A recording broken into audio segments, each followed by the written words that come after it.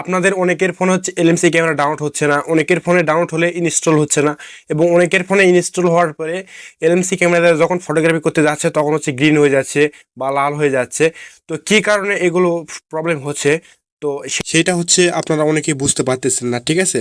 আজকের ভিডিওটিতে আপনাদের কিছু সেটিংস দেখাবো, এগুলো সেটিংস যদি আপনারা করেন তাহলে হচ্ছে এলএমসি ক্যামেরার কোনো প্রবলেম হবে না, ঠিক আছে।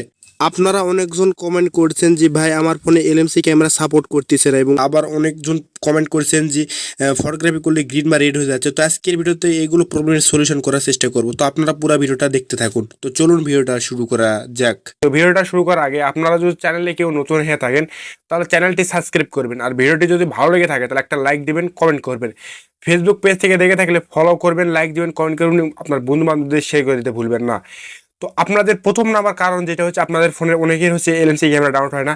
তো প্রথম নাম্বার কারণ হচ্ছে আমরা অনেকে হচ্ছে 10 থেকে 20 হাজার টাকার ফোন ব্যবহার করি। তো অনেকে হচ্ছে র্যাম দিকে ফোন কিনি, 6 GB 8 GB র্যাম দিকে আমরা ফোন কিনি, প্রসেসর দেখি না, প্রসেসর দুর্বল হওয়ার কারণে অনেক সময় এলএমসি ক্যামেরা সাপোর্ট করতে চায় না, ঠিক আছে।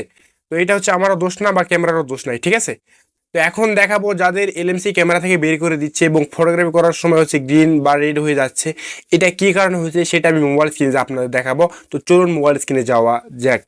তো আমি মোবাইল স্ক্রিনে চলে আসছি। তো আপনারা অনেকে হচ্ছে বুঝতে পারতেছেন না যে ক্যামেরা থেকে কি কারণে বের করে দিচ্ছে, ঠিক আছে। তো এখন আপনাদের একটা সেটিংস দেখাবো, এই সেটিংসটা করলে আপনার ক্যামেরাতে আর ক্যামেরা থেকে বের করে দিবে না, ঠিক আছে। তো তার জন্য ক্যামেরাটা হচ্ছে এক লোক দিয়ে ঠাসা ধরবেন, এরপর এরকম ইন্টারফেস চলে আসবে। এখান থেকে এই আইকন দেখতে পাচ্ছেন, এখানে একটা টাচ দিবেন, ঠিক আছে। টাচ দেওয়ার পর এরকম ইন্টারফেস চলে আসবে, এখান থেকে দেখতে পাবেন ক্লিয়ার ডাটা, এটার উপরে একটা টাচ দিবেন, ঠিক আছে। এরপর এই দুইটা হচ্ছে আপনারা ক্লিয়ার করে নেবেন, ঠিক আছে। ক্লিয়ার করা হয়ে গেলে এখান থেকে ব্যাক হয়ে আসবেন, আসার পর হচ্ছে আবার ক্যামেরা অ্যাপসের ভিতরে প্রবেশ করবেন। এই ক্যামেরা অ্যাপসের ডাটাটা ক্লিয়ার করার পর এরকম নতুন অবস্থায় যেরকম ঢুকতে অ্যালাও পারমিশন চাই সেই রকম করলে অ্যালাও পারমিশন চাইবে, ঠিক আছে। এরপর এখান থেকে ডোনেট আইকনের উপর একটা টাচ দিবেন। এখন আপনাদের দেখাবো যাদের হচ্ছে এলএমসি ক্যামেরাতে ফটোগ্রাফি করলে রেড বা গ্রিন হয়ে যাচ্ছে, এটা কী কারণে হচ্ছে অনেকে হচ্ছে বুঝতে পারতেছেন না, ঠিক আছে। তো আপনাদের ক্যামেরাতে কনিক ফালটা সেট আপ করে নেবেন, ঠিক আছে। তো আমার ক্যামেরাতে আমি কনিক ফালটা সেট আপ করে নিয়েছি, আপনারা আপনাদের ক্যামেরাতে কনিক ফালটা সেট আপ করে নেবেন। নেওয়ার পর উপরে অনেকগুলো সেটিংস দেখতে পাচ্ছেন এখানে। তো এই যে এগুলো যেগুলো অন করা আছে এগুলো অফ করবেন, ঠিক আছে। একটা একটা করে একটা এগুলো অফ করে নেবেন। কীভাবে এগুলো অফ করবেন? তো অফ করার জন্য যেটা প্রথমে অফ করতে চাচ্ছেন সেটার উপরে একটা টাচ দিবেন। এরপর দেখতে পাচ্ছেন এটাগুলো অফ হয়ে গেছে, এরকম করে হচ্ছে এগুলো আপনারা হচ্ছে অফ করে নেবেন, ঠিক আছে। অফ করা হয়ে গেলে এখান থেকে এই আইকন দেখতে পাচ্ছেন, এখানে একটা টাচ দিবেন। এখানে টাচ দেওয়ার পর এখান থেকে এইচডিআর দেখতে পাচ্ছেন, এইচডিআর এটা হচ্ছে এখান থেকে অফ করবেন, ঠিক আছে।